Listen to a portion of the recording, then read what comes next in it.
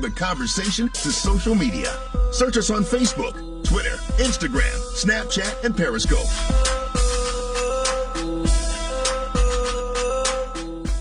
The views and opinions expressed on any program are those of the producers and or the persons appearing on the program and do not necessarily reflect the views and opinions of 910 AM Superstation or Adele Media.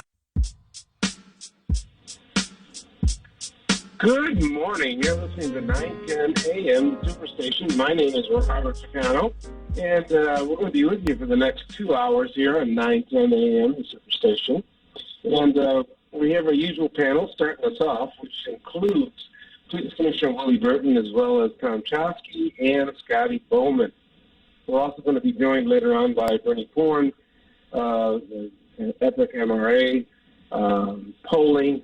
They did a most recent poll that really broke down people's feelings about not only masks, but the potential race between Police Chief Craig as well as our sitting governor, Gretchen Whitmer.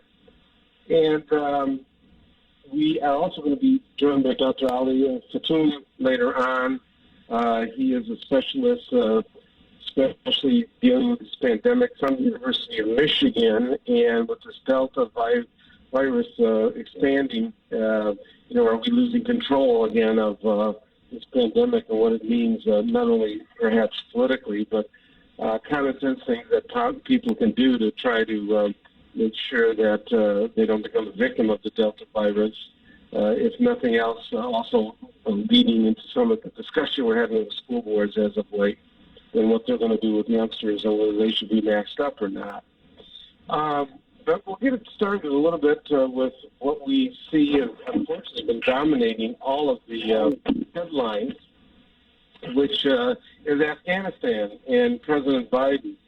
Unfortunately, it took a real tragic turn this past week with 13 American soldiers being killed by a suicide bomber, as well as close to 100 refugees or people trying to check into the airport or get through the checkpoint at the airport. It seems like it's a hot mess, and there's a lot of people turning on President Biden right now, including a lot of Democrats, concerned about not that they disagree with him in exiting out of Afghanistan, but the way that it's being executed has drawn a lot of criticism. Unfortunately, perhaps his press conferences have not been as smooth as a lot of people thought they should be. Initially starting with him saying that some of the allies were on board with this when their newspapers were screaming something different out of Europe, the NATO allies, that they weren't really informed about how this was happening and the execution of it, and that it was going smoothly and things when people were seeing pictures on CNN and other cable networks and seeing really how it was actually being executed, and a lot of people were concerned about it because they were fearful that a lot of American citizens weren't going to be able to get out of there, and the Taliban in control, and then ultimately with the suicide bomber. So it is not a pretty picture, and the political implication of it is that it could bleed over into the 2022 election. A lot of Democrats are very uptight about it. So I don't know. Let's start with you, Tom. Tom, if you're with us there, what do you think about what you're seeing here in Afghanistan?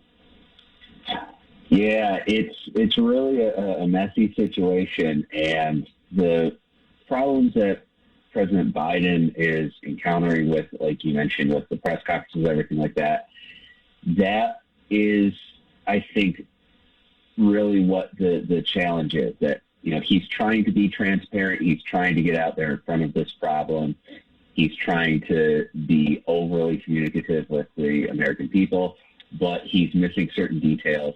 And then when you have things like these terrorist attacks against Americans, it makes it more difficult. When he's very transparent about things the administration is doing, like working with the Taliban to find those last 350 Americans and get them safely to the airport, those are the things that cause people right now to have very strong reactions. So, yeah, the Republicans are, all up in arms about this. Obviously, as you mentioned, there's some Democrats who are criticizing the administration for this. But, overall, what matters at the end of the day is the safety of the American troops there and the safety of the American citizens that we are trying to evacuate, as well as our allies. The evacuation is still moving forward. They still have made good progress. So, I think Scotty had mentioned this last week, that this is a crisis situation. This is something that is really bad and it's a blunder, but it's something where if the administration works really hard, they can help to mitigate some of that. Before I get to Scotty on some of this, do you think this is going to impact what he's trying to do in Congress with getting his infrastructure bills passed? I mean, you've heard nothing about it, other than, I guess, this week Nancy Pelosi cut some deal with the moderate Democrats trying to get a vote out of the House. Do you think this slows down his infrastructure bill? We had Bernie Sanders here yesterday, along with Rashida and Debbie Dinkle, I believe, and Congressman Levin, Carl. And do you think that legislation is being slowed down right now, and the Republicans are taking advantage of this situation and trying to run out the clock? So I don't think so. I think right now, like you mentioned, there was this success of getting the procedural, essentially, it sounds really complicated, but what they did in the House is they voted on the rule that defines how they're going to vote on the actual bills. It's part of U.S. House procedure. It's extremely complicated and stupid, but that was actually like a major procedural victory. So once those pass and they go back to the Senate, the great thing is we don't need Republican support in the Senate. So, Bob, like you mentioned, could the Republicans hold this up?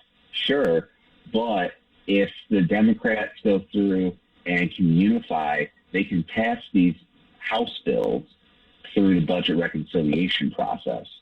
And that means that with a 51 majority, they can go through. So as long as all the Democrats are together, and I think that the Democratic Party is really hungry for a victory, a tangible victory for the American people, especially in the wake of what we're seeing in Afghanistan.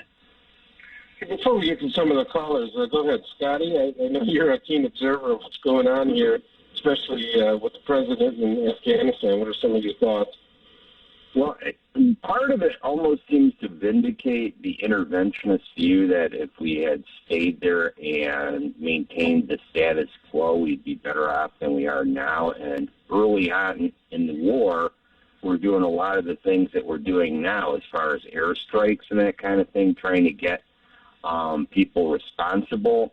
But then again, what you might end up doing is, for instance, you might end up, killing a bunch of people on a wedding reception or something like that, and creating the same type of animosity and desire for vengeance that we were facing before. So I think in the long run, though, it still supports the non-interventionist view, because the fact that these organizations have cropped up has all been a response to Western intervention and, to foreign domination, that you end up getting these movements against us. I think the Taliban is probably going to prevail relative to this reanimation or this new form, this Special K or whatever, of ISIS, because they are more indigenous, and so instead of them getting people riled up against an external power, the U.S., what we're doing now, they got another group that's more or less external. ISIS has got its roots elsewhere, and whereas the Taliban has its roots in Afghanistan. So in the long term, I see the Taliban is prevailing over this, and hopefully, as retrograde as they are, they're not going to be a group of people that are going to be quite as threatening to us as ISIS potentially is.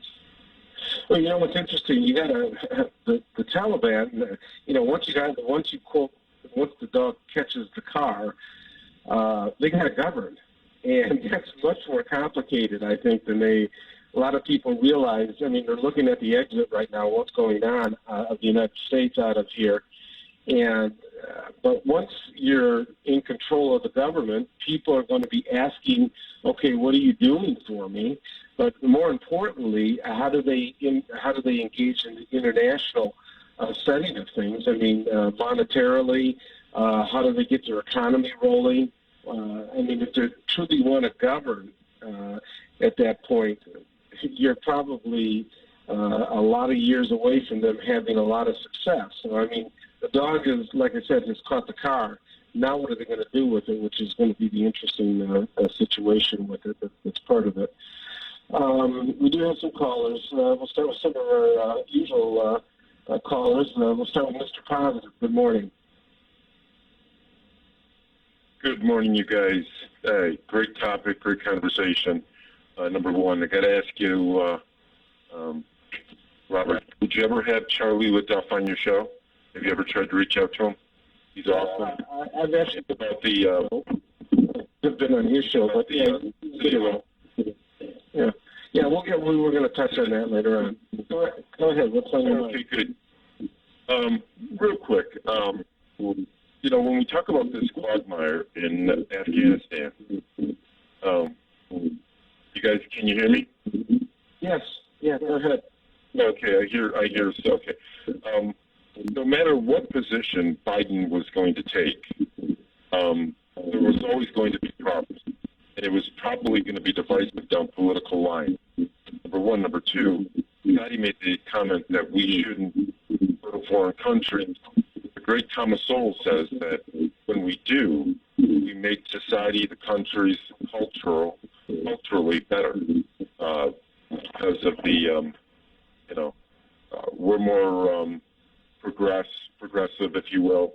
We have more things to offer. So when Scotty says that we shouldn't do these things, I'm torn because it helps the country, but yet we do probably put a straw man in there to make us more prosperous as opposed to them. But in doing so, we make both countries more prosperous. Manufacturing, jobs, breeding, better environments, better conditions where they live. So what say you guys? Yeah, we're getting a lot of feedback. So, Scotty, I don't know if you want to respond to that. Go ahead. Yeah, go ahead. Oh, thank you.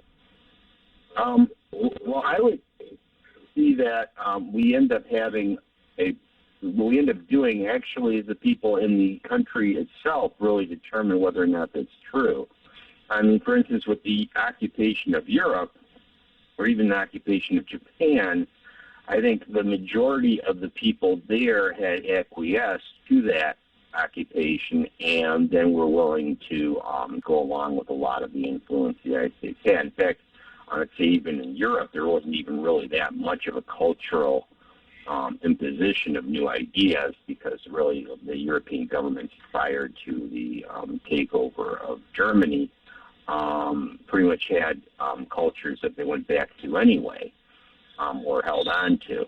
So, but here the people are not comfortable with our occupation. And there's other examples before this. I mean, we had, you talked about bringing in a strong man who would bring about change. Well, what about the Shah of Iran? I mean, that was somebody that was really the fact that we had Shahs and not people getting elected was really the result of the U.S. intervention.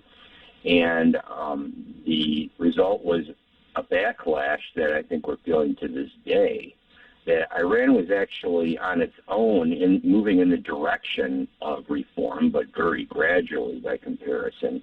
And instead it became really a reactionary movement to the West. Very well taken.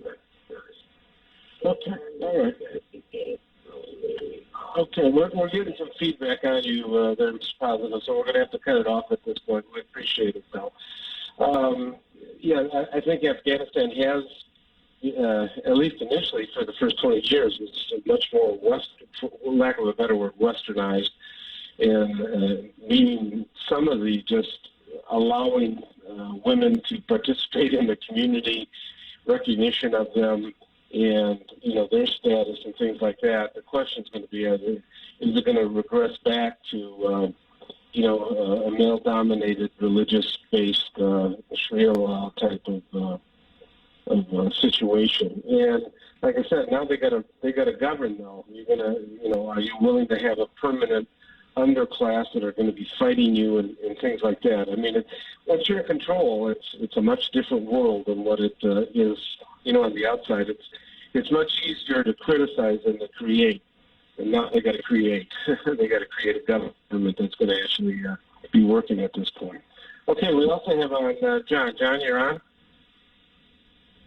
Yeah, good morning, Mr. Ficano. All I just want to say is Russia tried in Afghanistan, and they went sent home with their tails between their legs.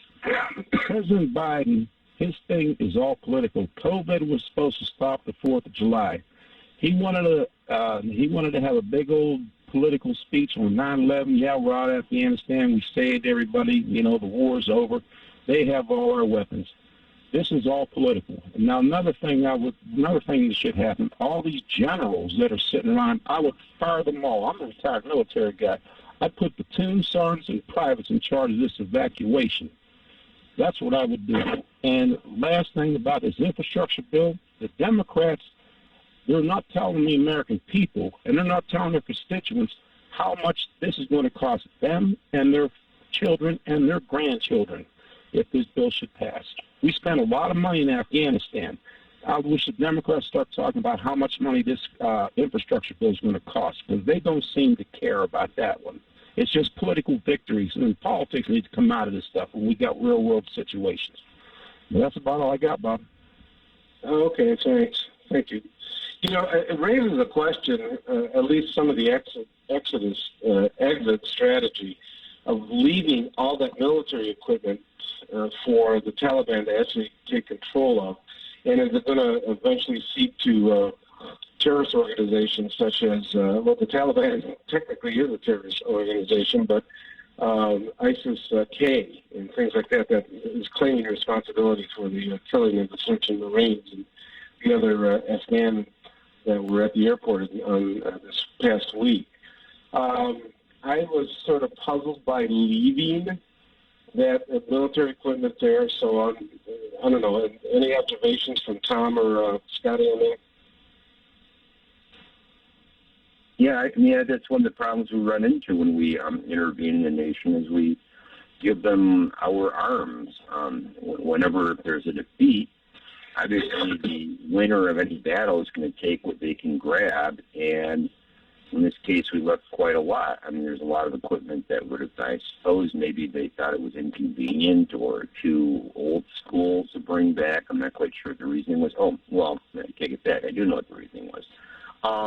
We had installed a government that we thought might stabilize things. If you recall, there was a belief that a takeover like this was unlikely, and so the Afghanistan armed forces prior to the Taliban taking control, we believed we were helping them out, that they were allies and that we were helping out allies to resist the Taliban. But, of course, when they got defeated, the Taliban got those newer weapons. We now have a country that's armed with some old Soviet-style weapons and some newer U.S. weapons where the people in control are the people we are fighting. So that's something that happens with interventionism, that you end up, on the one hand, you got the weapons that you can use against people, but they're the weapons that can be used against us. One of the scary parts is I am presuming the Taliban, since they are going to be allies of both Russia and China, at this point they're going to turn some of that equipment over. It's sophisticated, it has technology that neither of those countries have yet. And they're going to start reverse engineering it. They're going to either copy it or they're going to learn.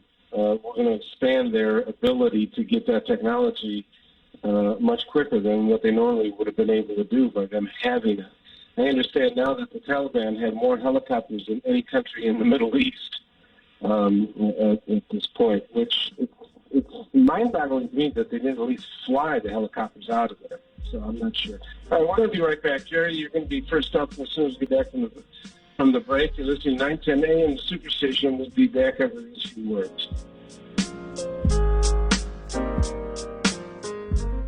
After January 14th, Microsoft will no longer provide security updates for Windows 7. Continued use will leave your PC vulnerable to security risks. Call All About Technology today at 313-218-4888. We're all about technology. Visit Central Park Deli today and receive 10% off any purchase when ordering from our mobile app and enter promo code 910AM. Our new menu items include gluten-free wraps, spinach wraps, fried spicy buffalo cauliflower, and sweet potato maple cheesecake. Don't forget about our always delicious Cy Ginsberg corned beef, our fresh hand-patty charbroiled 100% premium beef burgers, and our homemade teriyaki stir fries. Central Park Deli has curbside service available and DoorDash delivery. Come visit us today. The following message has been brought to you by the doctors of Horsley Foot and Ankle. Thick, dark fungus nails? We treat that. Those hideous bunions and hammer tones? We treat that. What about those thick corns and calluses? We treat that too. I suffer from foot pain and heel pain. We treat that. Even falls, breaks, and sprains? We most definitely treat that. Let the board-certified podiatrist of Horsley Foot and Ankle Surgeons treat all your foot and ankle needs. Call us today at 248-559-5200. That's 248-559-5200. Horsley Foot and Ankle is Metro Detroit's premier foot and ankle specialist. Make your appointment today. Call 248-559-5200.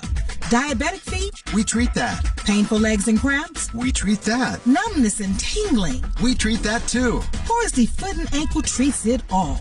Make your appointment today. Call 248-559-5200. Get a computer for only $200. Call All About Technology now. And if the laptop or desktop you already have isn't working, get it fixed today. Call 313-218-4888. That's 313-218-4888. We're all about technology. 910, the Superstation. Detroit's only African-American talk radio. 910 AM Superstation has the greatest advertising deal ever with our Godfather package. 200 spots for $500 with a must-air within 30-day policy. That's only $2.50 per spot, and we'll even produce the spots for free. That's right, you heard me, for free. Call Renisha Williams now at 313-434-8291. Again, for more information, call Renisha Williams now at 313-434-8291. Good morning. You're listening to 910 AM Superstation. My name is Robert Ficano. We have our usual panel of Scotty Boman as well as Choske and Police Commissioner Willie Burton. We're also going to be joined by Brandon Bryce. But before we get to Mr. Bryce, we have one caller here. Jerry, go ahead. You got a question for us? Good morning, Mr. Robert Ficano. Thank you for taking my call, and good morning to your distinguished guests, Mr. Scotty and Mr. Tom and the producer and the rest of them. Sure. Mr. Robert Ficano, before I talk, I want to give my biggest respect and my sympathy to the 13 Marine heroes, the ones they gave their life to protect our freedom, and my prayer to their families and to the injured ones and to all the innocent Afghani nationals who they gave their life. Mr. Robert Ficano, I believe nowadays is the anniversary of Dr. Martin Luther King Jr. I believe it's 50 years plus, right, Mr. Robert? 50 years now? Yeah, for giving a speech. Right, I have a dream speech. Sure. Yes, sir. My topic here, Mr. Robert Ficano, I want to ask a question to you and to your distinguished guests. Where are we standing now as a nation, multicolor nation, a melted pot, like they say? Where are we standing after that famous speech, I have a dream? That's point one. The second point is the United States of America involved in 4 major wars: Korea, Vietnam, Iraq, the Gulf War, and been 20 years in Afghanistan. And look what happened after 20 years, gentlemen. We left $850 billion worth of ammunition, chopper, aircraft, RV, a big amount of weapons to the Taliban, who they were yesterday our enemies. And probably we still don't trust them 100%. My question is the American dream, what kind of message we going to send to the world? Is this the American dream? Dr. Martin Luther King fought for it. I just want to hear an answer from you for the guest. And thank you, and God bless you. Thanks, Sharon. We appreciate it. We'll let you hang up and listen a little bit before we get to Mr. Bryce. It seems like we're still the most desirable country in the world that everybody wants to come to. I mean, you see it anywhere from the southern border to, if you ask most immigrants where do they want to come, it is the United States. For whatever reasons, we've had some past that perhaps we were proud of some of it. Generally, I think this country does try to strive towards making itself better and making things better for people that live here. There are a lot of setbacks with that. There is, but compared to a lot of other parts of the world, it's still perhaps the most desirable type of place. So before we get to some of our other guests later on in the hour, we're joined by Brandon Bryce, an old veteran here of 910, and we're switching a little bit because part of what we're seeing is not only the elections that are coming up in Detroit, but there was this past week two search warrants that were executed by the FBI. Two people, sitting council persons that are currently running for re-election, and you do that on top of the most recent Leland, Councilman Leland, in stepping down in his guilty plea. There seems to still be this pattern, and Detroiters seem to be frustrated with it. Although I'll be honest, in this particular case, my concern is they executed the search warrants, which was unusual. They did it during the political season of re-election. That, if they had something, then they should bring it fairly quickly so voters know that something's there. Or if it is just a fishing exhibition, then they should be careful with that because you're affecting elections now in what you're doing. So it makes it very dicey for what's happening now with the city council in the city of Detroit. It's my understanding, at least some of the reports are, that it centers around some of the towing contracts and some of the votes that were involved in it. So plus we just had a council person plead guilty about 3 weeks ago and is still waiting cases as well. So Brandon, welcome back to the show. We appreciate you joining us here today. Bob, always good to be on. And I know from afar you're seeing some of this. I don't know, what's some of your impressions about what's going on with Detroiters and the city council and, the execution of these search warrants this past week? My, is it a good time to be a Democrat? Let me start off. You're talking about, let's start with the federal government and go all the way down, Bob, to the city. The Afghan war, this is Joe Biden's test. And unfortunately, as we always knew, Mr. Biden has failed. Now, what's going to be interesting, some people say, they had to come home, politically. I'm not sure I would have brought the troops home yet until maybe post-election.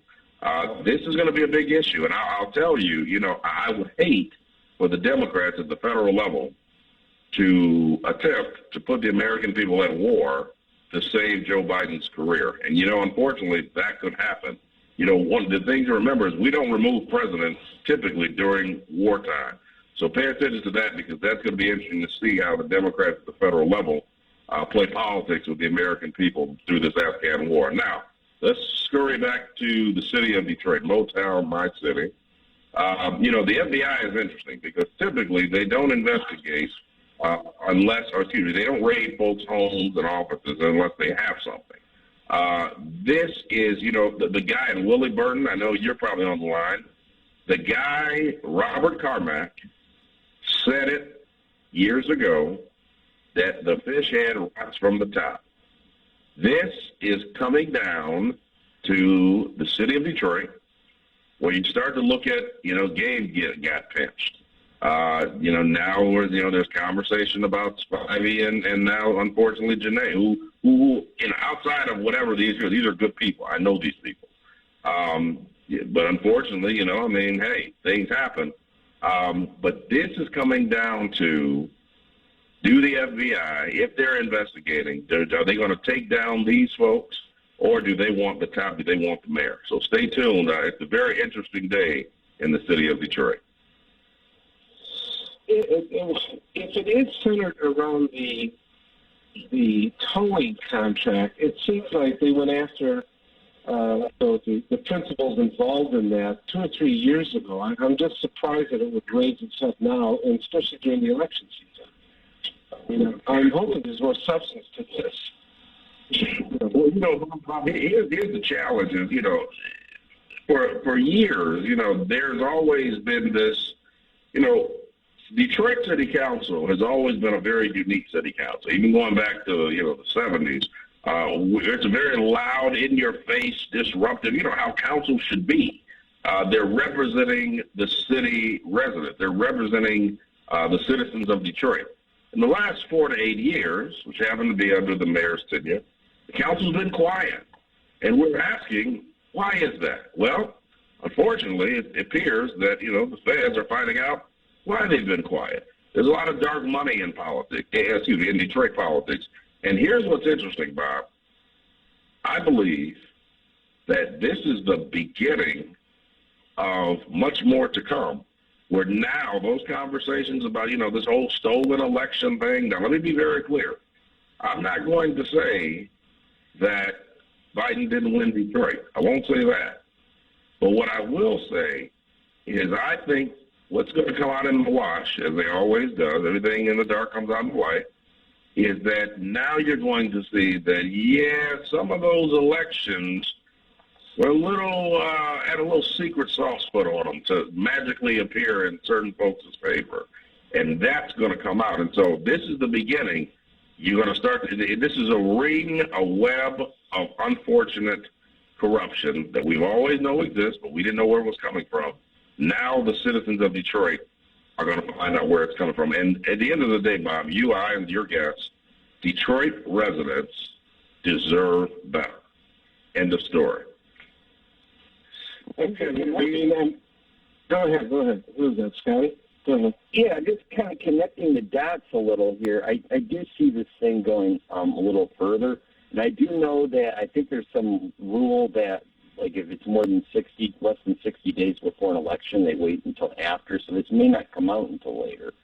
But I do know back in, I think it was 2016 maybe, when Commissioner Bell over in the 4th District ran for state rep, that he had taken sizable contributions from towing contractors when he was on the Board of Police Commissioners, and they were still hearing towing contracts and evaluating these types of things. And they had later votes about whether or not to have a city tower and all of that.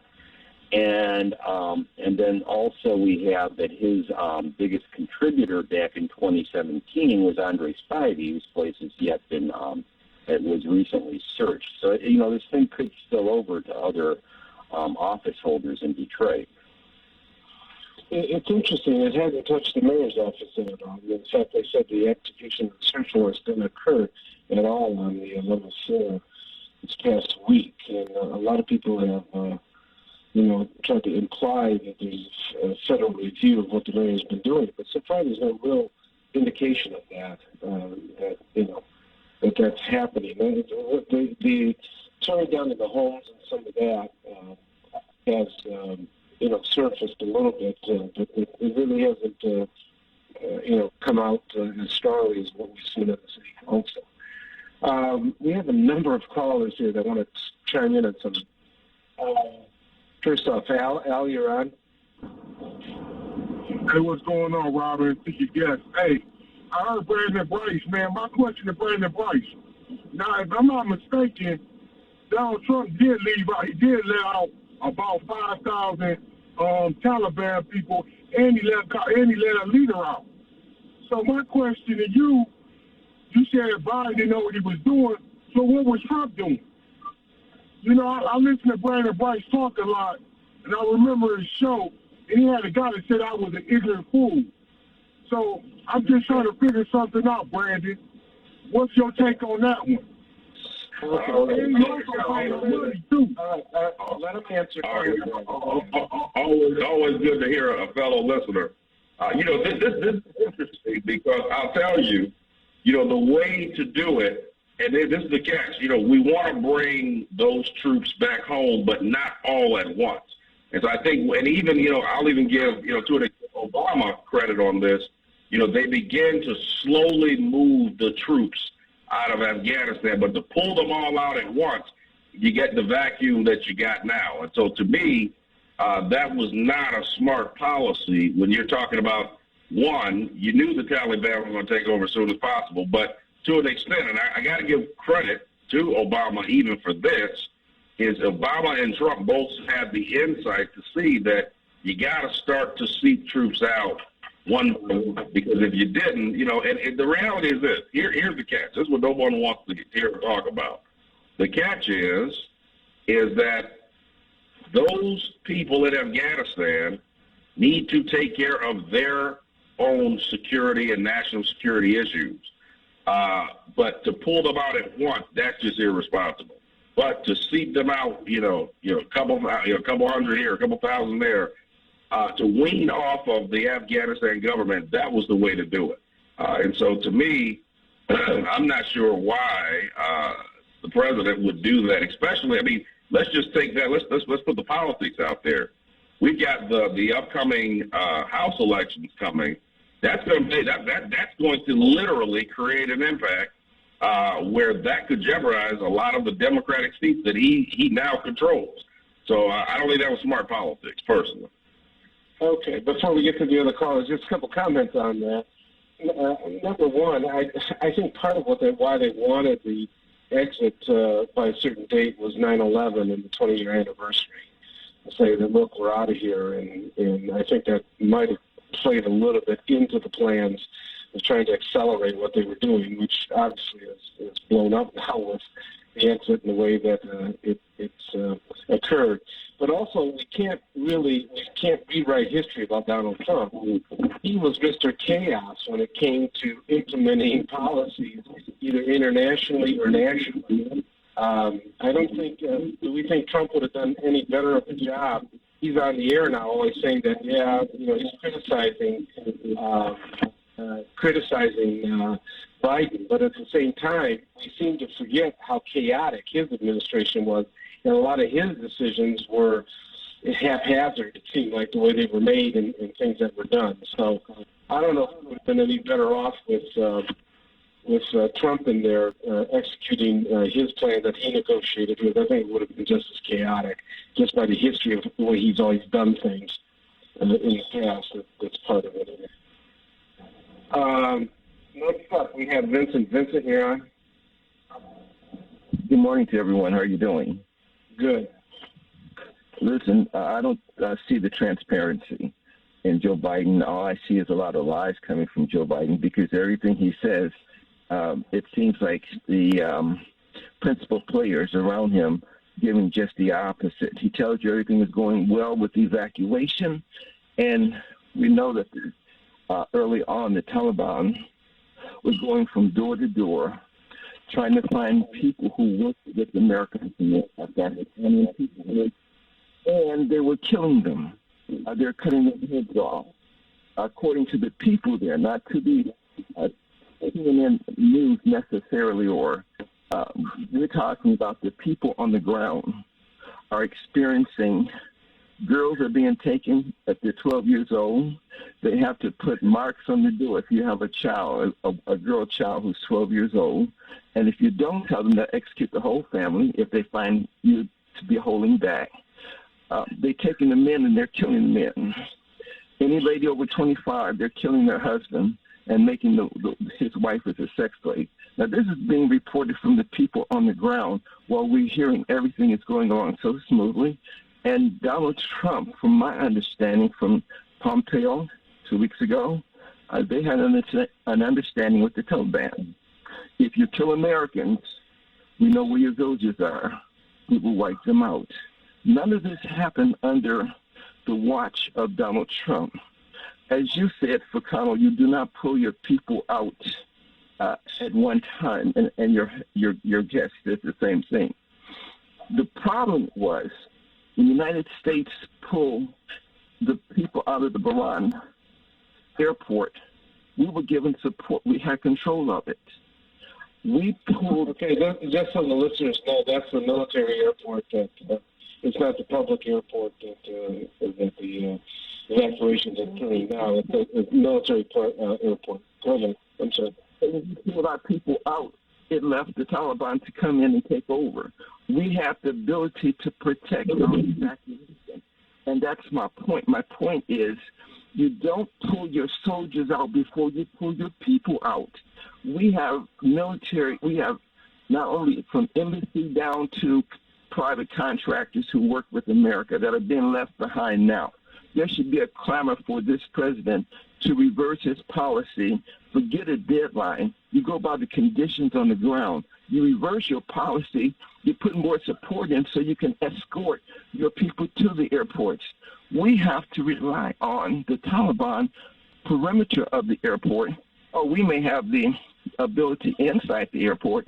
But if the Taliban is preventing people from coming in the airport, American people, people who work with America, then that's not competence. That's incompetency. This man who's I think we got your point. We got several other callers, so we appreciate it. And obviously you think that the president was slow to react and has not done a good job in pulling out the exit for Afghanistan. We understand that, and there's been a lot of people that have criticized that, so we appreciate it. And we're going to get to some of the other callers here. Next up, we have Larry. Larry, you're on. Yes, Bob, thank you for taking my call. Bob, I'm really troubled. I'm really troubled, and I'm really concerned in regards to the culture of corruption involving our city officials. And that's from the mayor's office all the way down to the lowest city council person. To have 4 to 5 individuals on our city council involved in contract fixing or crimes that or things that will cause the city of this city to be in much more further debt and not under proper leadership when it comes to contract, pay to play. Bob, where do we go? I mean, what does the citizens of this city do? If the people that we have elected to hold these offices, if the checks and balances are not working, if individuals are doing what they're doing for their own personal pockets to be filled with the loot of different contracts involving taxpayers' monies in this city, Bob, where do we go? I mean, why is it the Attorney General, Dana Nessel, looking in at these issues that are affecting us here in the city of Detroit involving our city council? We have a city council and a city government that it seems like they're under the influence of money and not in the interest of the people. Bob, where do we go? What do we do? Who do we call? Something has to be done, and it has to be done right away. What do you recommend? I'll listen up. Well, okay, sure. Thank you. There's several options. I mean, obviously, the federal government's usually the heavy hand in corruption cases and things such as that. The Attorney General, State of Michigan Attorney General Nessel has the authority to investigate and to go in and to look at these situations. So does the prosecutor, actually. The Wayne County prosecutor can look at this and see if there's a type of corruption and things such as that. So I did find it kind of light when I heard that they said, well, go ahead and look at ethics training. Some this you don't need ethics training for. You inherently know taking a bribe isn't morally or legally correct. That's I mean, if you need ethics training for that, you probably shouldn't be on the city council. But so yeah, there's the nuances of it, and to understand what you can do or not do, I understand. But there's some of this where if you're actually taking money to influence on a vote, that's a bribe, and that's illegal. And if you got to be trained for that, then there's something wrong, because you should have that compass to begin with. But that's not something that you actually do, and especially in a position of public trust. So, Brandon, I don't know if you have any opinion on this or looking at it with our last caller. I mean, Bob, the people are speaking. I mean, this is, we wonder why the city is functioning the way it's functioning. This whole concept of rubber stamps. Bob, this is not, and Bob, I'm not going to throw you under the bus, you're my buddy, but this is not a Detroit problem. This is a Wayne County problem. The sad part is, before it even got to the FBI, I'm questioning, well, where the heck is the Attorney General? Where the heck is the Wayne County prosecutor? I mean, to me, it's embarrassing. I can tell you from, my travels, I go all across the country, people are asking what the heck is going on in Detroit. And it reminds me of when people would ask about, unfortunately, my good friend, the former mayor, Kwame Kilpatrick. And so I'll tell you, this is what's interesting, Bob. You can call it,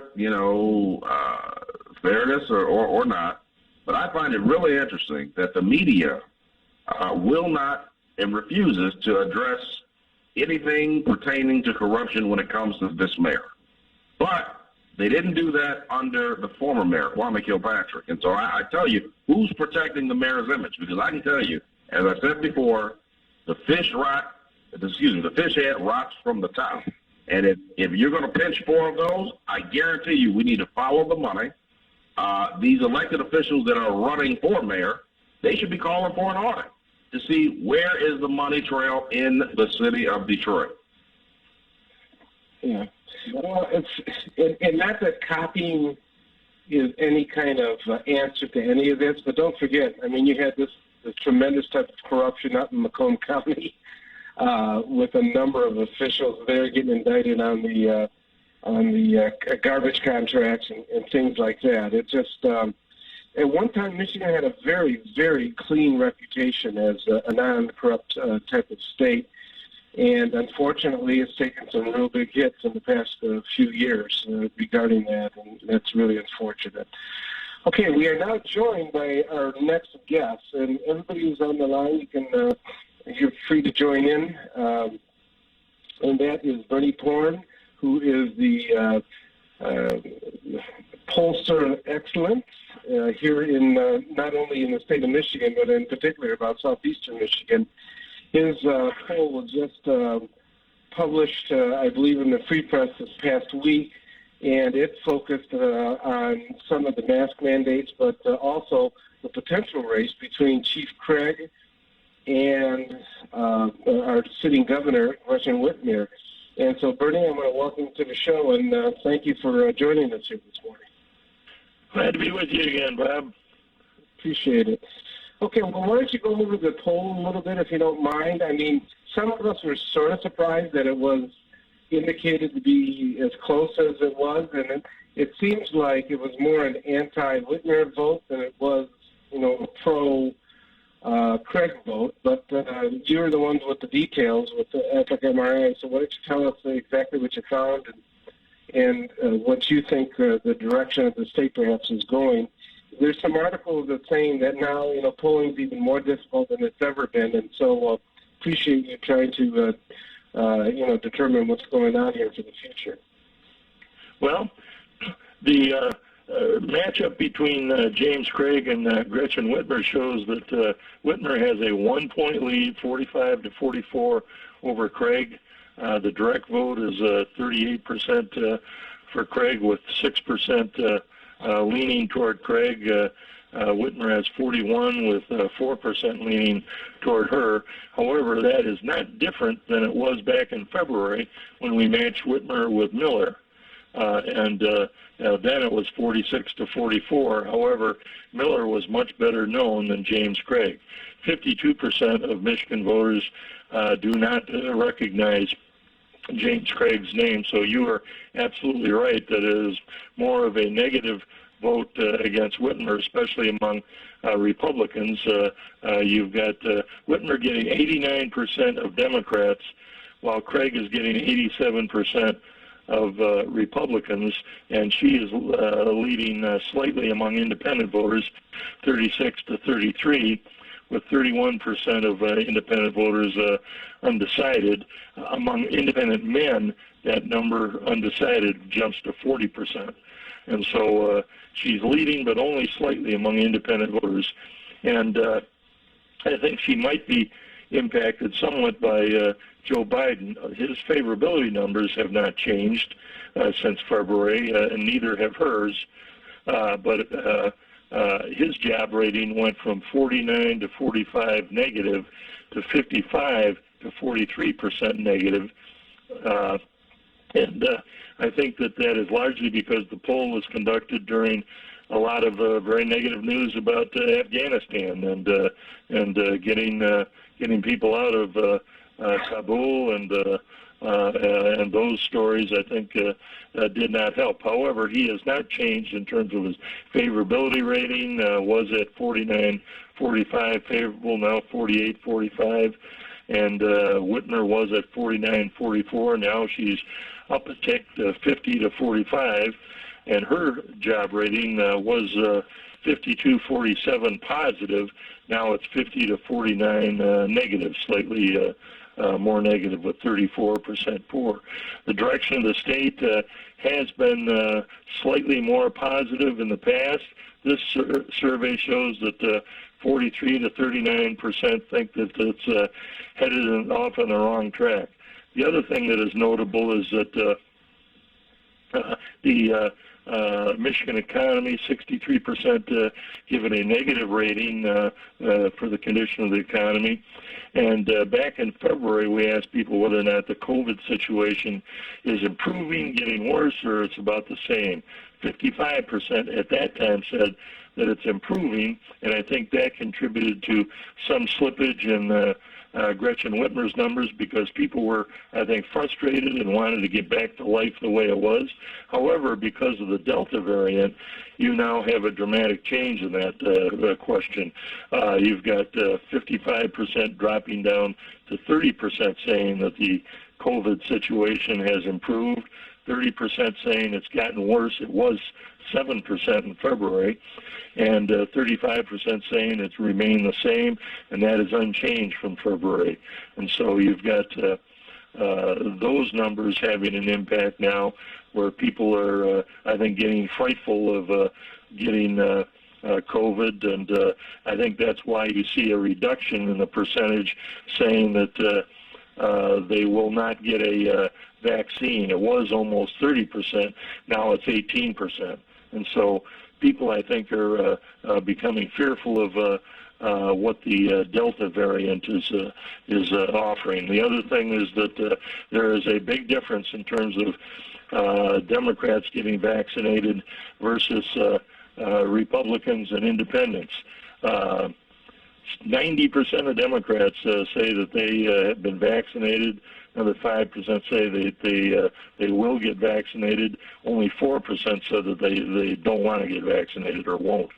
64% of independent voters say they've been vaccinated. 5% will, and 22% say they don't want to get vaccinated. And only 54% of Republicans say they're vaccinated.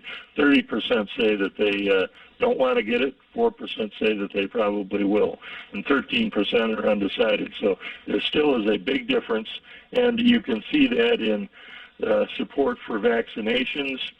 61% are against vaccinations, yet 52% are in favor of masking. And big difference between independent voters on vaccinations. They're against it.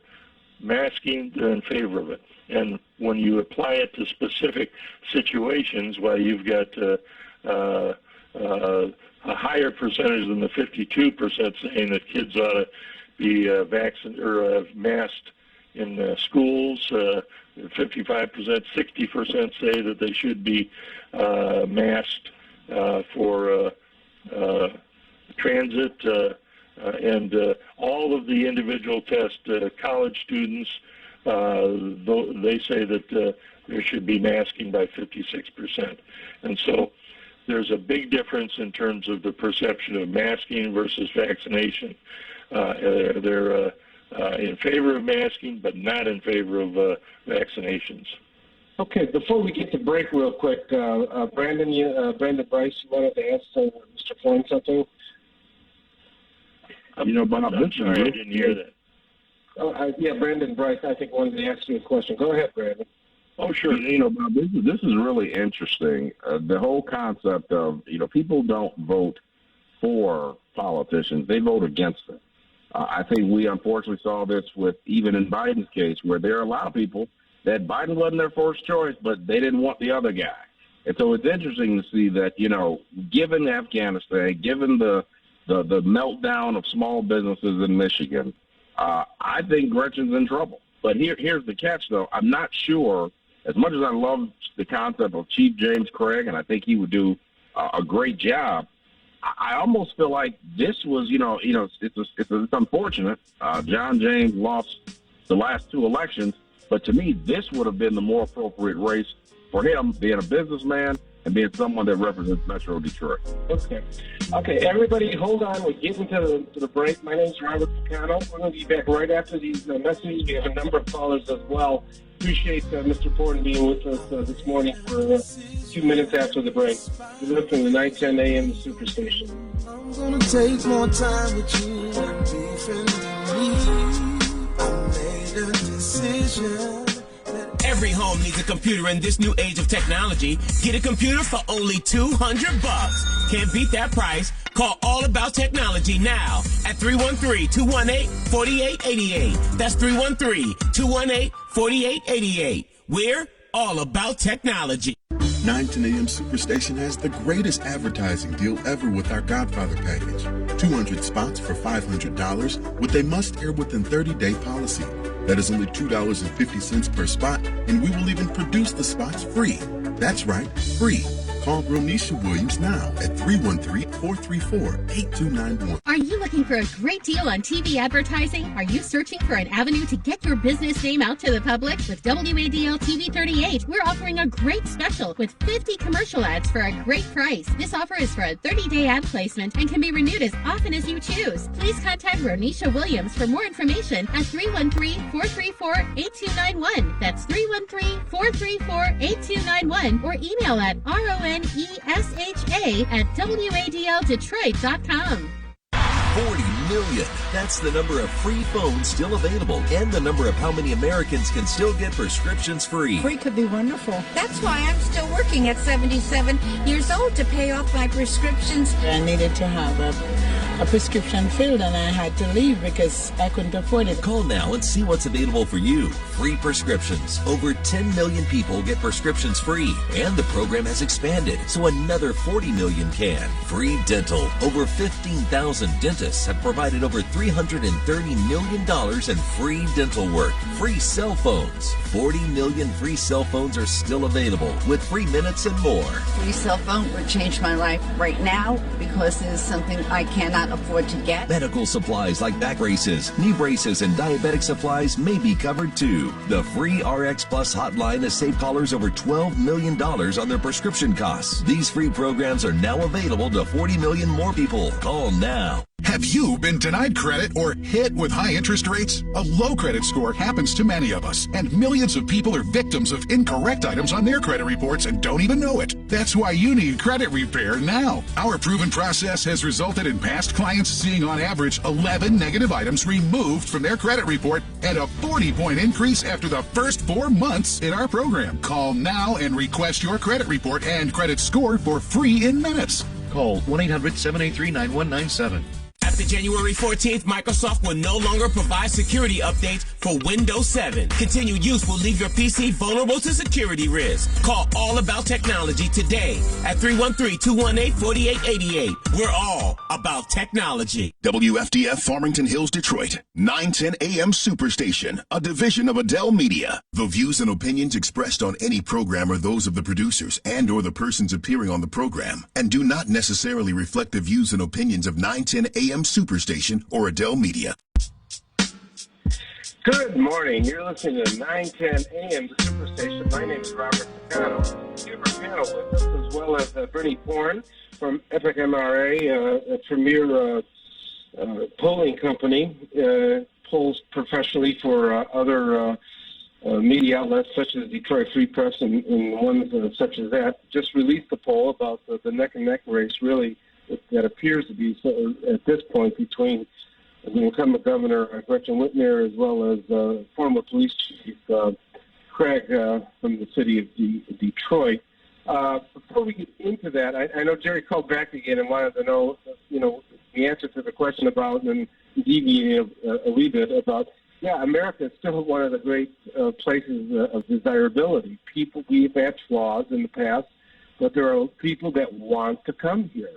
They still want to come here, and there's a great desire from the rest of the world for many of people, if they're able to get away from their countries or, can leave their countries, this would be the place of destination that they want to come. So that American dream still exists for a lot of people that want to come here. So I hope that adequately answers some of that.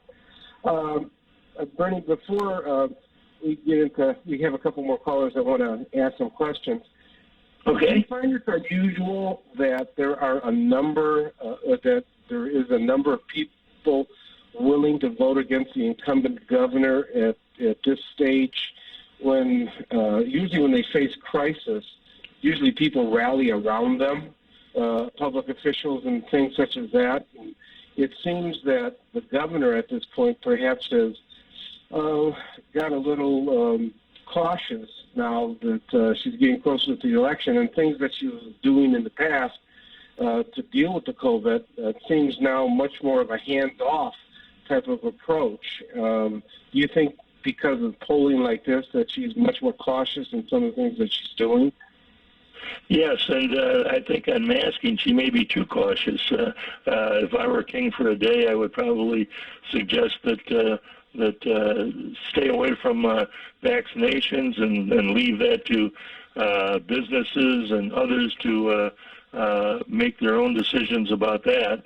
But on masking, certainly for students in the schools, especially younger students, there's strong support for that, and there's strong support for travel. And every one of the tests that we had, there's support for masking. I'm not suggesting a statewide mandatory masking requirement, but certainly for students going to school with the Delta variant now.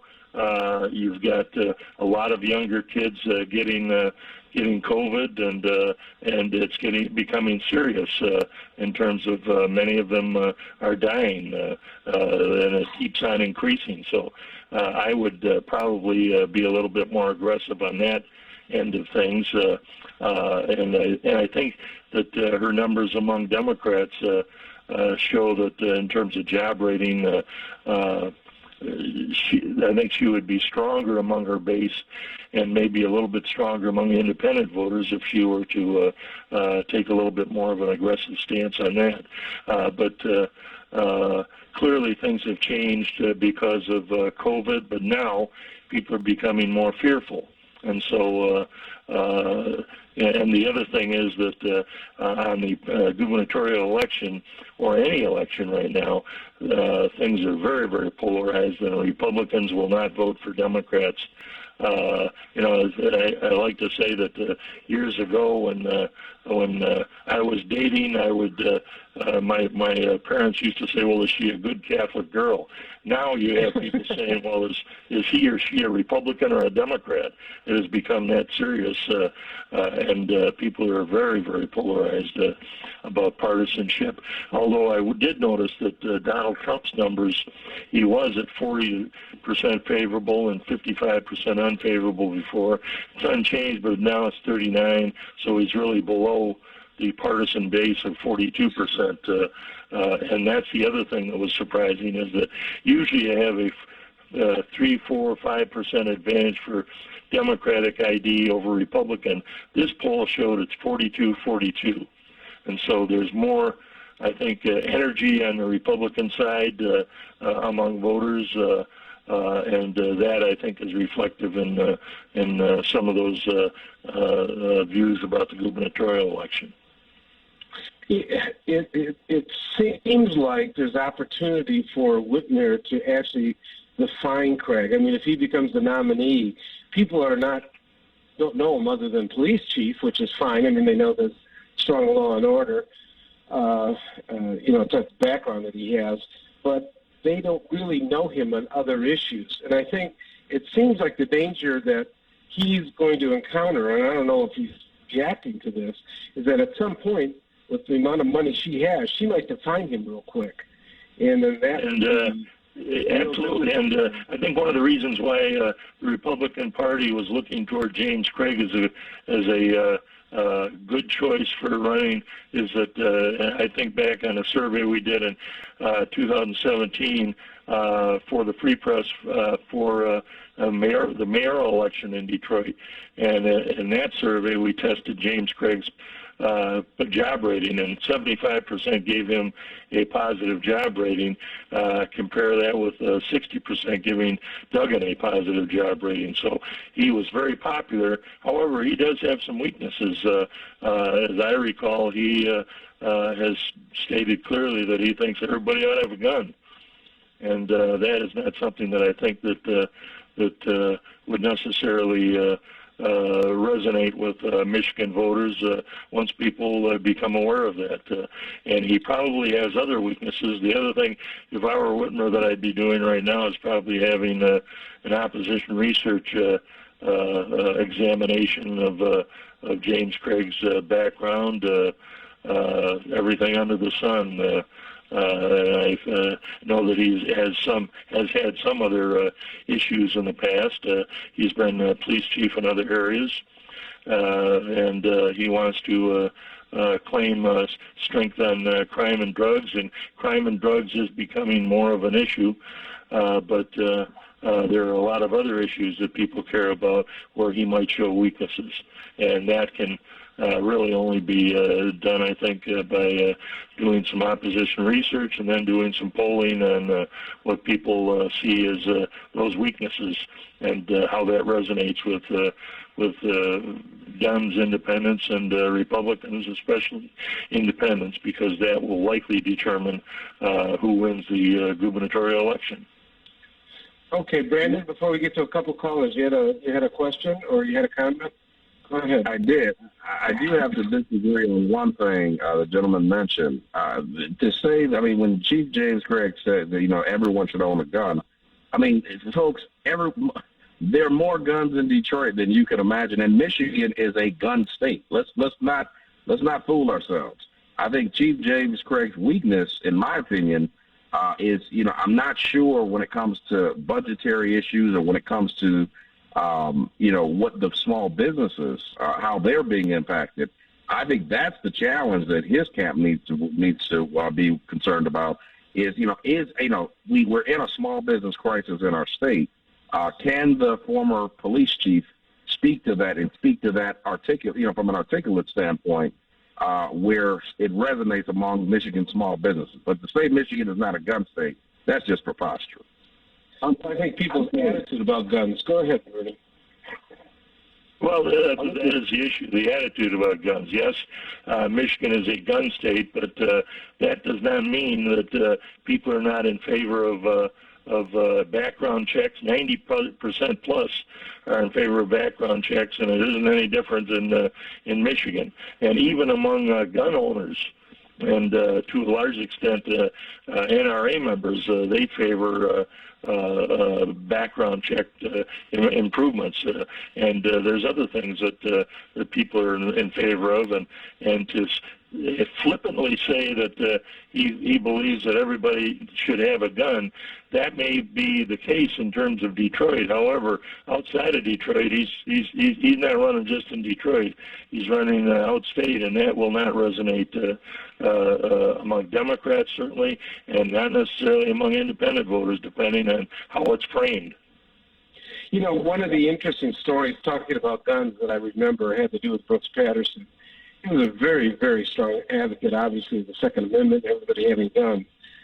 I remember, though, his tune changed when there was all of a sudden people with open carry at Arts, Eats, and Beats, you know, the fall festival that they have around Labor Day. I think they're going to do it again, from what I understand. And there were people with open guns, and there were a lot of families that were just scared because people were carrying the open gun on their hip, and they had kids. And they were very concerned that if an argument ensued or something like that, a confrontation occurred, that somebody might start shooting, and innocent people might end up getting nicked in it. And so I remember him suddenly becoming very, very, well, I think we have to control this, and we got to, you know, you got to use common sense. Don't come with an open carry in RTs and beats, you know, with how, so it all depends what Ox was getting gored at the time that, you know, the gun issue raises itself. And you're not going to convert people one way or another on it. Either you're a very strong advocate for it, or, you know, you might have some questions about it. We do have some other callers. Malik, you're on. Bernie Porn. Good morning. Good morning. Ficano and guests and listening audience. A couple things. Thank you for taking my call. Couple things. You're talking about corruption, lack of accountability to the people. Well, we should have passed Proposal P, which would have brought more accountability towards. Sorry, pass what? I didn't hear you. Pass what? Sorry, Malik. What did you say to pass? I was saying Proposal P. We should have passed Proposal P, which would have brought more accountability to the from elected officials and governmental bodies to the people of Detroit. That's one. Two, we want to talk about corruption, and no offense to any Republican Party guests, Brother Bryce or anything like that, but Donald Trump brought members of his family to work for the government, but they were still doing private business. They were still making millions and millions of dollars. Wasn't no blind trust and all that set up. Nothing was done to him. The Congress asked repeatedly, send us the information on this, send us the information on that, send this person down to testify. It never happened. So corruption goes all the way. And then as far as Afghanistan, Afghanistan goes beyond Biden. It goes beyond Donald Trump. We need to look at Great Britain. I don't know what's so great about them, but Great Britain set these things into motion. Afghanistan and Pakistan and all that coming after the people rising up about the British misruling in India and whatnot. It comes on to then. Then in the 1970s, the Jimmy Carter administration, Zbigniew Brzezinski, who is the father of the young lady who's on MSNBC every morning, I can't remember her name, he bragged that Islamic fundamentalism is a bulwark against communism, and he also bragged that they had tricked the former Soviet Union, the Russians, into going into Afghanistan, which would be their Vietnam. See, the seeds of all this goes deep, deep, deep. Okay. Malik, we get your point. We appreciate it. Bernie, any reaction to some of that? I know, is corruption covered at all in your polling, or does that come up, I guess, as an issue? No, but there are a lot of proposals that have been discussed, which I think could do a great deal in terms of controlling corruption, having to be much more transparent about your finances. Corruption, if you always follow the money and keep that in mind and have things that require transparency in terms of where you get your money, I think that would probably solve a lot of the problems. And there has been a reluctance to approve of those proposals, but if those are approved, I think that it would help in terms of the kind of corruption that we're looking at. Yeah, the state of Michigan is always ranked around the bottom of the 50 states for actual transparency and openness. And it's unfortunate, even like and I know as former county executive sheriff, all our emails, everything that we did were part of the FOIA, Freedom of Information Act. The legislature and the governor's office, unfortunately, is still shielded from that. So you can't really get into their emails or communications and things such as that, as you can on every other level of government in the state of Michigan. So I agree that it's the old let it all hang out in terms of what people communicate, and I think the law ought to be changed so that all of it is subject to FOIA. Marcia, you're on with Mr. Porn. Marcia? Yeah, go ahead. Good morning. Yes. You know, I'm an independent, and I'm definitely voting for James Craig if he runs for governor. You know, James Craig, once he told the seniors here to get guns, to get our guns, to get license. You notice that none of those seniors are being attacked like we were before. So I definitely will vote for him. And then, too, we need to stop Congress, like Nancy Pelosi's husband and all of them. You know, she only makes $179,000 a year, and she's worth over $110 million. So a lot of insider trading is being done by your husband or your wife in Congress. I think we need to have some laws where their husbands or their girlfriends can't buy those stocks and things and come out of Congress 100 millionaires and things. So I think there have been laws passed trying to prevent that. In fact, a couple Congress people were charged under yes, they've been charged for inside trading. So insider trading. But then too, wait, one more point. You talking about the people wanting to come to this country where you have bombed them into the Stone Age. They have nowhere else to go but to try to get here. You bomb the water systems up. All the homes and the whole country is just destroyed from the bombs. That's why they want to come to America. Nobody wants to leave their home and come here, but they have no choice because we have chose to bomb people, and rather than to take the issues to the court or somewhere and decide on our differences. We choose bombs over human beings and us talking with us. That's why people want to come here. Okay. Before we get to break, and we'll have a couple more minutes with Mr. Porn right after the break. Marcia, does it bother you that Chief Craig is so close to Donald Trump that he really won't tell us? Like Donald Trump is saying that Biden really didn't win the Michigan election, and yet there's 158,000 votes, which is a big margin. That the president won the state of Michigan for, yet we're still into this like ghost version of things that somehow something was wrong. And even people like Charlie LaDuff said they were there. They didn't see anything go wrong, and they've had a number of audits and things like that. Does it bother you that he is so close to Donald Trump and some of the things that Donald Trump advocates?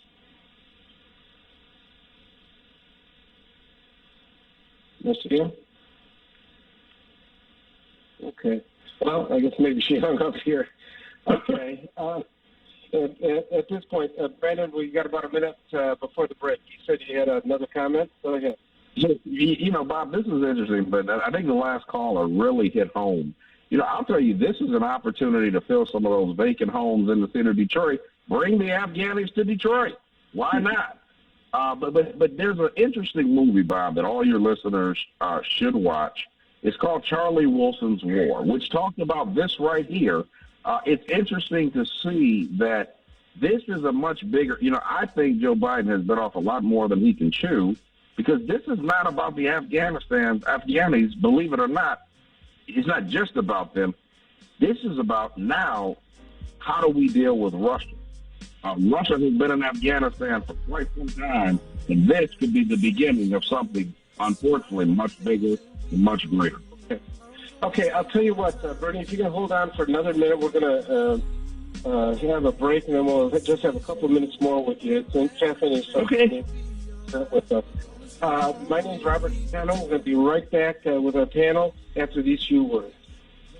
See, when it feels like the sun ain't shining bright enough, it's like the devil's trying to work to give an idol up. 910 AM Superstation has the greatest advertising deal ever with our Godfather package. 200 spots for $500 with a must-air within 30-day policy.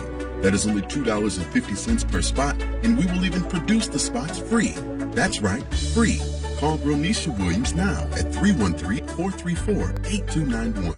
The city of Detroit overassessed property taxpayers by more than $600 million and refused to give a credit or a refund, even causing some people to lose their homes for taxes they didn't owe. We demonstrate, they intimidate. Do we capitulate? We have a court date, September 8, 2021, 8:30 a.m. in Judge Millhouse's courtroom. Were you a witness? Were you a participant? Call 313-874-2792. My name is Agnes Hitchcock, and I approve this message. Thank you. Are you looking for a great deal on TV advertising? Are you searching for an avenue to get your business name out to the public? With WADL TV 38, we're offering a great special with 50 commercial ads for a great price. This offer is for a 30-day ad placement and can be renewed as often as you choose. Please contact Ronisha Williams for more information at 313-434-8291. That's 313-434-8291, or email at ronesha@wadldetroit.com. 910 AM Superstation isn't just any station. We're your station. So tell us what you just saw, what you feel, and what you want to know. Post your comments, questions, and pictures on our Facebook page, and we'll make it a topic of conversation. Take it to Facebook, and 910 AM Superstation will bring it to the streets. 910, the Superstation, Detroit's only African-American talk radio. Good morning. You're listening to 910 AM, the Superstation. My name is Robert Ficano, and we have with us Bernie Ford. He's going to be with us for a few minutes more while we get to 9:30. And we also have our usual panel with us, which includes Brendan Bryce right now, as well as Tom Choske and Scotty Boman and Police Commissioner Lee Burton. We have another caller that's on the line. Ed, help me on this. I think it's Brian. Is Brian still with us? Yeah, I'm with you, Bob. You ain't going nowhere. Hey, listen, good show. I got a question for Brandon, and then I got a question for the pollster. Brandon, you first. Do you feel that the feds is not being fair with having the same kind of information that they had Kwame with Duggan? We won't talk about that. His girlfriend, now he's going to marry, gave her a contract. Really, this thing is so out of order with the FBI. So my question to you is, are they squeezing the lower level to get the Duggan in your stance, or is it too much money on the table now to take Duggan down because of the Villages, the Penskes, the Gilberts, their money that's down there, the $200-300 million. My people building down there, so I'm telling you, something I smell a rat with the feds. You mentioned. Okay, what's your question? What's your question for Bernie? Bob, I waited. Hold on, I'm answering. I waited on an hour. Give me a minute, Bob. So yeah, I am. Do you feel that we're up against Brandon? Do you feel that the feds is stalling on Duggan so it won't mess up whatever the plans is to gentrify Detroit? 2, to the pollster, I've been in Oakland County for years. I don't believe in you and Ed's pollsters because everybody I talk to, they haven't been called. So I want to know how you guys consider pursuing different elections. And I don't think no posters should be on any radio station because y'all persuade votes when it's not true. And I'm just telling you, I asked Ed the same thing. You guys don't call everybody. So how y'all get that 100 people and then try to persuade people out of 100 people y'all call? I don't know. And y'all make that money? I don't believe in posters. But, Brandon, I really appreciate it if you can answer me about the Fed. Because I smell letting Duggan go. Okay. I'll let you hang up. Give me 4 minutes. Okay. After hours, give me 4 minutes. I gave it to you. Go ahead. You can hang up and listen. Brandon, go ahead and answer real quick, and then Bernie, you can talk about how you set up your polls for the polling. Go ahead, Brandon.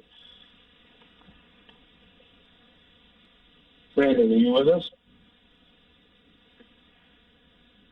Okay, Bernie, are you with us? I'm with you. Okay. Well, it sounds like pollsters are not everybody's favorite profession or whatever. But all I know is that our numbers have been very, very accurate over the years, and the vast majority of the business that we do is with school districts and local governments, and we test bond proposals and we test millage elections, and there have been elections held where we had like 12 or 13 clients, and all of those clients ended up with their millage proposal passing within a % or 2 of what we projected in our polling. And so I'm very happy with the accuracy of our polls and the ones that we do for the Free Press. Over the years, we've been very friendly with Democrats, but I can remember doing an exit poll showing that Engler was beating Howard Wolpe, Howard was a dear friend of ours, at 61%, and that's what he ended up getting in the election. And so there are countless stories of when we showed election a month ahead of time, and it was shocking to a lot of people that the candidates that we showed winning ended up actually winning. And I know that Engler was upset that McCain, we predicted that he was going to win a month before the election. He said, oh, no, they're overcounting Democrats. Well, the day after the election, John Engler said, well, we got to do something about controlling these Democrats participating in the election. Well, it's because it's an open primary, and a lot of Democrats voted for McCain, and we showed that. So I'm very comfortable with the record that we have achieved in terms of accuracy in polling, even in Oakland County. If you could give any type of advice, right now you'd split it to both. First of all, what advice would you give to James Craig if you think that he would want to win this election, then to our incumbent governor, Gretchen Whitmer? Advice to James Craig, become educated on issues other than crime and drugs, because otherwise he will be portrayed as a one area candidate that can't deal with budgetary issues, can't deal with education, can't deal with other issues. That he has been someone who has been arresting people for years, but how is he going to help your kid get educated? Those are the kind of things that he needs to try and overcome, I would guess, in terms of his competing against Gretchen Whitmer. What about if you're advising Gretchen? If I were advising Gretchen, I would say go back to a little bit to what you did when people were fearful before about COVID, because they're fearful again based on the numbers. And so I would be a little bit more aggressive in saying, we really do need mask for young students, especially until we get a vaccination for them, because there is going to be a spike in young kids getting COVID, and I fear that it is going to be something that would cause a lot of schools to have to close in the not too distant future if there is not masking. And I know a lot of parents are against that, but our polling shows that they are supportive of it for students in schools. How much is Trump a factor in any of this? I mean, I don't think Craig has quite answered the question yet, because Donald Trump says you're either with me 100% or, he starts going off and naming his endorsement for other candidates, or really starts knocking you publicly or trying to shame you publicly for not being with him 100%. And especially some of these whole cloth issues of stolen elections and things like that. Does this factor into this race at all at this point? At least if I'm Craig, I'm sort of afraid of Donald Trump and his influence being outweighed here. If I were the other thing, if I were Whitmer and her campaign, I would do is challenge Craig on trying to distance himself from Trump. Yeah, I'll accept his endorsement. Well, do you support this by Trump? Do you support that by Trump? Take a position. I remember years ago when Vanderveen and Vanderlaan were running for Congress, Dick Vanderveen, the only thing he ever said in debates was, unless and until Bob Vanderlaan says whether or not he thinks that Richard Nixon should resign for the good of the country, why there's nothing else in terms of these issues that matter. And I think to a certain extent why Craig ought to be challenged about his position, and reporters ought to be asking him about it. Because Trump is running below in terms of his favorability, even the party ID. So he's not getting all of the Republicans in terms of supporting him. And so that could be somewhat divisive among Republicans, but he is not doing well among independent voters. And if Craig can't appeal to independent voters, he's going to have a tough time getting elected. Okay. Well, I appreciate it, and I know we've kept you a long time here. I appreciate you very much joining us today. When do you think you might be back out in the field? Do you know? We probably, if not a month, probably 2 months. Okay. One last question, I guess, and we have a number of callers that asked about it. What about flooding and infrastructure? Has that come up very much in your polling as a concern? Oh, infrastructure has always been high in terms of our polling, when it's defined as roads, bridges, and also water and sewage treatment. That issue has been forefront in all of our polling, and if it wasn't number one, it was always number two. But the last few times we've done an issue content poll, that's always shown up at the top. Okay. Well, I appreciate you joining us this morning. It's always interesting on how polling has evolved, but also more importantly, much more accurate than what people realize that it is. They seem to forget that it's just a snapshot in time, and many times the pollsters have been correct when they suddenly seen shifts, especially in the last week of an election.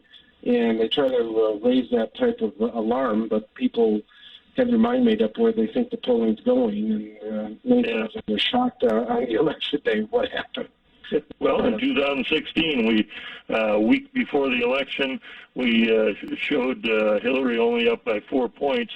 That was after she was up by 11, and then dropped down to 7, and then down to 4 with a week out. And at the time we said a lot's going to depend on whether or not African Americans are supportive of Hillary, because we saw the numbers declining. And indeed, there was insufficient African Americans turning out to overcome a 10,000 vote deficit. Okay. Well, we appreciate you, like I said, coming on, and sure going to have you on in the future. And good luck to you, and appreciate again that able to join us here on 910 AM Superstation. Anytime, Bob. Take care. Okay, thank you. Okay, we're goodbye. We're waiting for our final guest to hopefully will join us here.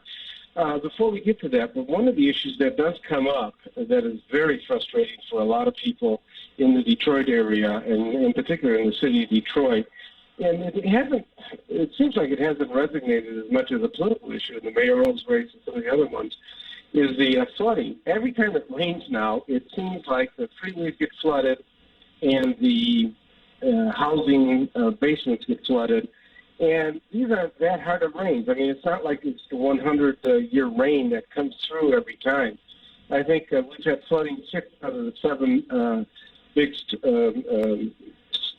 storms that we've had in the past couple months. So I don't know, Scotty or Tom, what do you think that this is going to become an issue? Or I know it is an issue, but how it doesn't seem to resonate. I think it's a demonstration of the tremendous failure and folly of this idea of Detroit getting intertwined with this Great Lakes Water Authority. That before that, we were known for having the greatest water in the world. I mean, Detroit water was known worldwide as excellent, and it was dirt cheap. It was like a tenth as much money as it is now. So we're paying a whole lot more for a whole lot less. Well, actually, we're paying a whole lot more for a whole lot more if you want to count more as the amount of sewage that's flooding back into people's basements.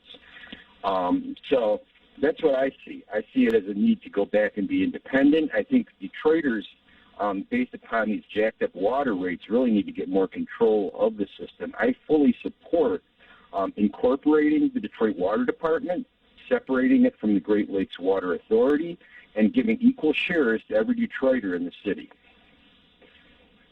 I guess the question is, how do you pay for that? I mean, right now, a lot of the infrastructure costs or repairs are being paid on a regional basis. If you cut that off, how do you sell them water?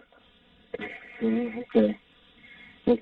It's I don't know. That may have failed on the regional authority. That's hard to tell, but we'll see. Tom, any thoughts on this? Yeah, Bob, I think that what like Scotty brought up and what you brought up, everybody has dealt with flooding so much more now. If we remember back in 2014 when we had that historic rainfall and we had that flooding throughout the region, there was massive uproar, but it died out. This has been a summer of constant flooding, weeks and weeks and weeks, and everybody has been impacted. So I think that this is the time that you're going to start to see a shift in policy and a shift in dollars. And I think that there's hope now, because if the large infrastructure package at the federal level gets passed through, those dollars can be brought directly into the community to pay for some of those upgrades. Scotty was 100% right that with the Great Lakes Water Authority, that a lot of the changes for us in Detroit have been really bad, and our rates have gone up. The main reason our rates have gone up is because of drainage fees, of sewer fees. They're charging us more for these sewers, like Scotty said, and we're getting much less for it. That's because those dollars in Detroit, Bob, you mentioned regionalism, under the Great Lakes Water Authority, those Detroit dollars are now being spread out to other outlying areas that previously didn't have enough people and still don't have enough people to pay for their own pipes. So with that regional approach, if we compensate our dollars a little bit more in the city of Detroit, we can make more of an impact. And if we combine that with federal funding for infrastructure, that's when we can start to make our systems a lot more robust like they used to be. Okay, we have a couple callers that are weighing in on this. Theo, you're on. Yes, happy Sunday to all of you. I was calling, want to ask a question about the poster, but I also want to ask a question about your guest, wife. I think his name is. There was a caller earlier that asked about the relationship between Donald Trump and him working to get the leader of the Taliban out of prison because he claimed he wanted to, I guess, negotiate. And also some of the Taliban prisoners. And I wonder if he wanted to negotiate with the cocaine-producing poppies in Afghanistan. But I noticed that he very cleverly, perhaps, kind of skated around the question that the caller had. My question to you, Bob, is do you find that the posters that you've had on have had the same kinds of results in their polling, or do they differ with each other? A lot of them are consistent. Now, it depends. Sometimes it depends on what viewpoint or pollsters have been associated with certain parties. Epic MRA basically is supposed to be much more neutral based because it does it for the Detroit Free Press and some other major media. And if there's a perception that it is leaning Democrat or Republican, it really harms the credibility of the poll. And I think Epic MRA has been fairly consistent with what they've been coming up with for the Free Press. I think that, and like you said, they have friends perhaps in both parties, but friends that have been Democrats have to go ahead with the polling and show that they're going to get beaten, when they're going to lose, and things like that. And even in 2016, I remember he was advocating in the last week that this race was really tightening up, and that people who thought that Clinton was going to win were in for a surprise because it was going to be much closer than anybody thought, even though she might have been way ahead, in a lot of the polls for a couple months up to the election. So I think they try to. It's hard because a lot of people now are much more reluctant to answer the pollsters. They don't like to admit certain things over the phone.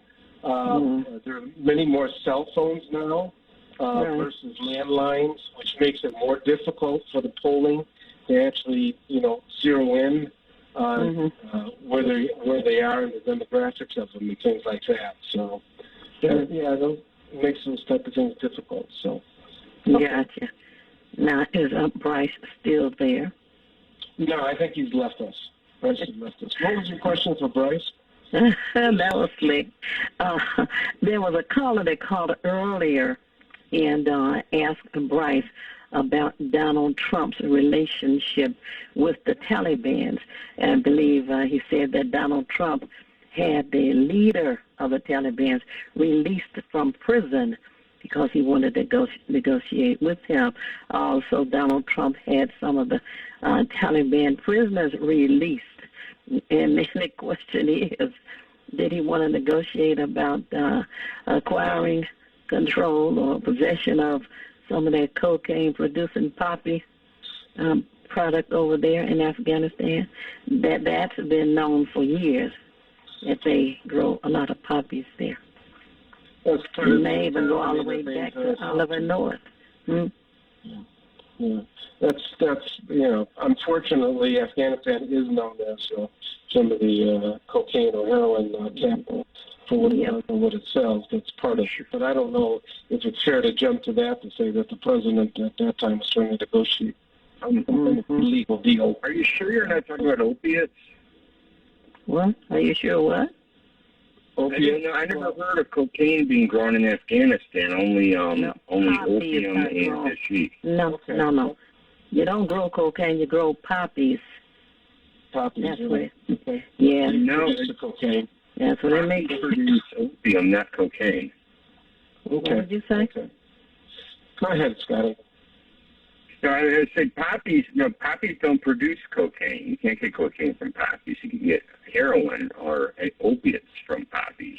Really? I'm familiar. Coca plants grow usually in South America or Central America in the mountains, whereas the opium poppies, I understand, have been farmed quite extensively in Afghanistan. To produce drugs, let's just say that. If you don't want to identify it, just to produce drugs, right? Yeah, they're different drugs. Okay, right. The drugs. So that was the the question for Bryce, but I see he has exited stage left, so he wouldn't have to answer that kind of question. He avoided it when it was asked first time. Huh? Well, I guess he got to, he has to protect his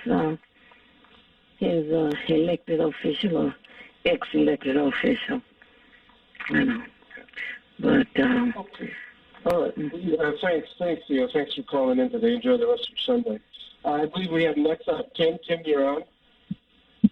Yes, good morning. Good morning to your guests. I've been enjoying your show from the beginning and hopefully to the end. You touched on some very good topics today. And then I have a question I need to ask you.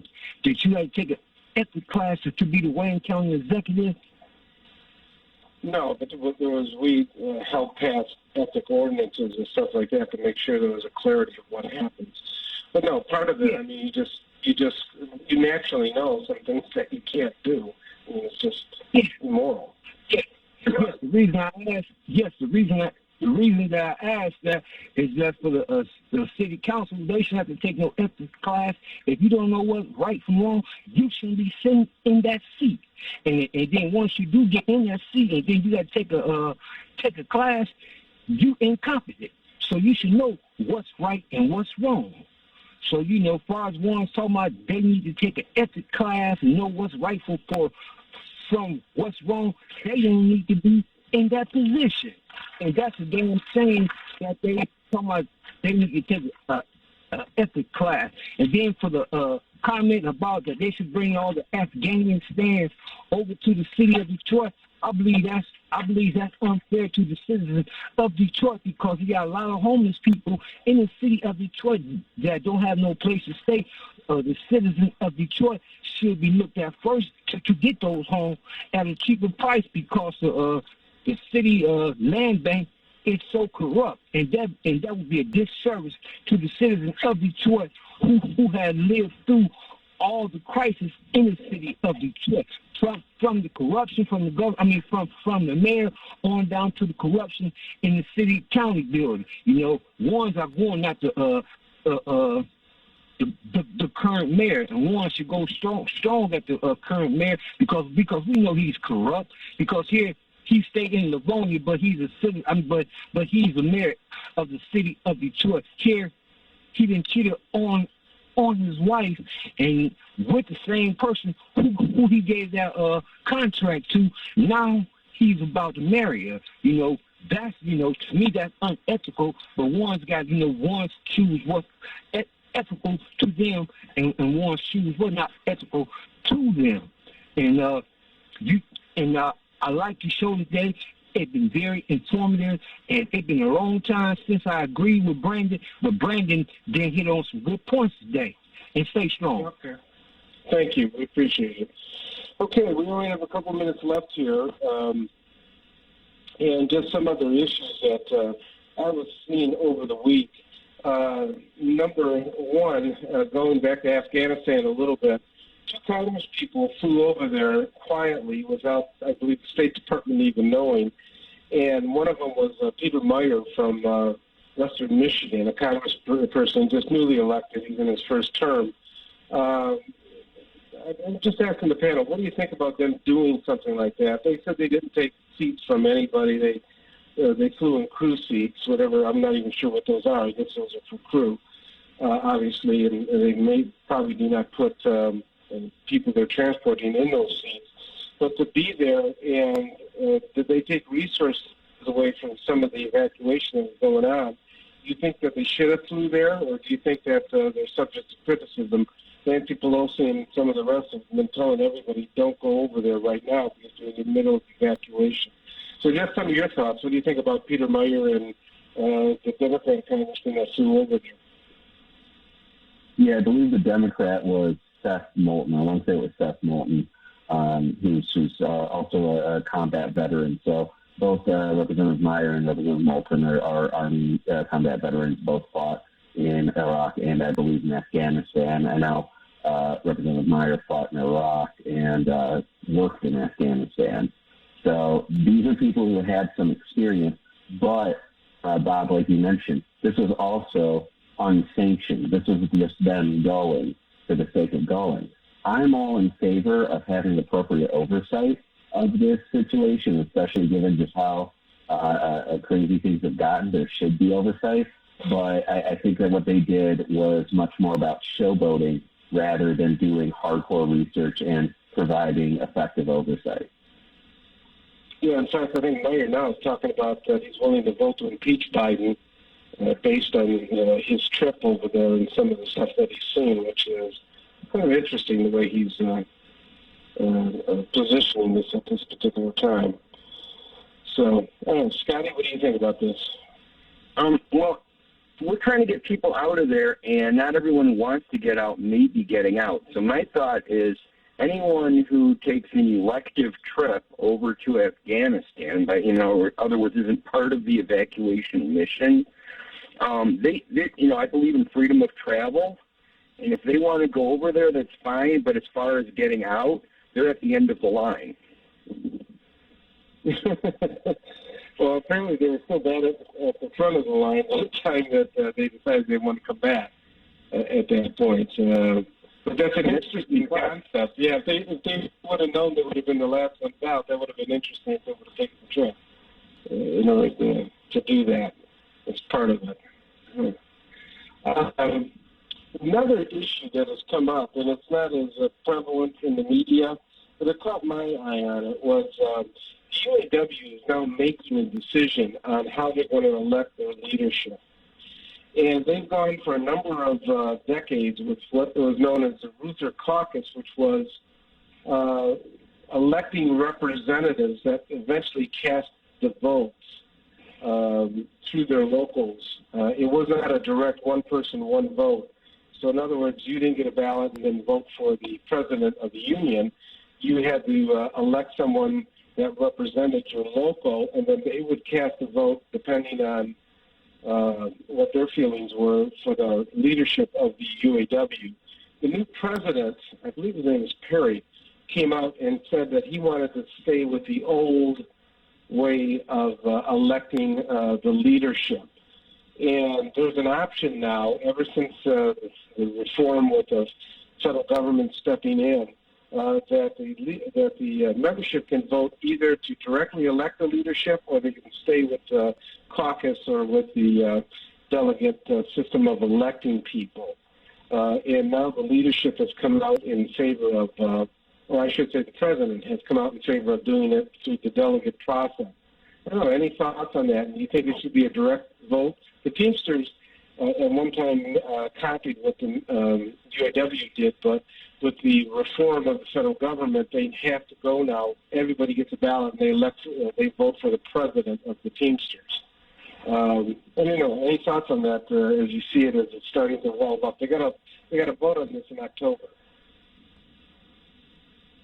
I think the direct election might help root out some of this corruption that we've been seeing throughout organized labor. If the union members, who are the ones who are directly impacted by this, are the ones who are now in charge of, electing their leadership versus appointing delegates who oftentimes are caught up in these corruption probes. Yeah. Scotty, what do you think? It's probably better to have the direct election in these cases, but it's ultimately up to the internal organization to decide its own process. Yeah, well, they're giving that option. I mean, the membership can vote on it one way or another. It's kind of interesting. I don't think the Teamsters had a choice. I think the Teamsters, they said, have to go to a direct election for the leadership at this point. So it's probably something that was negotiated, I'm presuming, between Roy Gamble, the former president, and the former U.S. attorney here for the federal government now taking over the union. He did a yeoman's job in making sure that didn't happen, because it certainly looked like it was going in that direction for a while. And Gamble really stood up and made some of the reforms and actually stopped that takeover from actually occurring. That was something that I think was important to the membership and what was going to happen in the future. Okay, I'm just looking for some final thoughts on Afghanistan. If you're President Biden, what would you be doing right now? Tom, we'll start with you. You know, if I were President Biden right now, what I would do is I would make sure to have all of my remarks to the American people be as accurate as possible, not sugarcoat anything, but also be responsible and share only the accurate information, and things that are uncertain, let other people have those conversations so that you can be the one who's viewed as being in charge.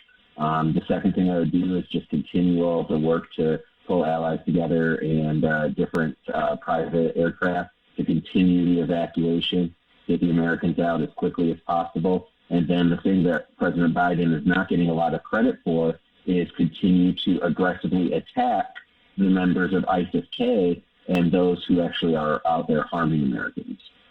Yeah, you're right. We've hardly heard anything, but they had a drone strike that went after I forget what they call him, program director. There's a planner and a facilitator of the attack. Yeah, the planner and facilitator. Yeah, they actually did a drone attack to go after him. It got some attention, like it was retribution for what the president said when, he announced the 13 deaths and the other Afghan deaths as well. But it hasn't received as much attention as some of the other, exit strategies that he's implementing at this particular time. Scotty, what would your advice be at this point? I think, first of all, it frustrates me that there are a lot of people out there, reporters, trying to push this question of, are we going to go past the deadline? And obviously there's some kind of deal that's been struck here, and so much has been said between the Taliban and the administration that they're trying to keep to the deal to get them out. And I think part of the reason the Taliban is being at all helpful right now is because we made that deal, and they'd love to see us totally out. So unless there's going to be some negotiated plan to extend beyond that, and perhaps there is behind the scenes, but that can't be out in the public until a deal actually occurs. Otherwise, what you have is you have people that in the Taliban and the people working under them, they can connect with the rest of the world, and they get these reports. But their impression is going to be is that we're not trustworthy and that no deal is any deal if you can't, stick to it. So that's what, if I were Biden, I would be keeping a stiff upper lip and trying to work out as much quietly as possible to get those people out. Okay. Well, you hear the music. Our time's up. I want to thank Brittany Porn from Epic MRA for joining us at Pollister today, as well as our panel. We were included today with Brandon Bryce that joined us, but also Tom Choske, Scotty Boman, and Chief Special Willie Burton. We appreciate it. You're listening to 910 AM the Superstation, and I want to thank Ed for a board operator keeping us straight here. You have a great rest of your Sunday. We'll be listening for you next week. Everything's gonna be alright. Gonna stay strong and keep it tight. I'll be there indeed. Well, how you been, baby? Visit Central Park Deli today and receive 10% off any purchase when ordering from our mobile app and enter promo code 910AM. Our new menu items include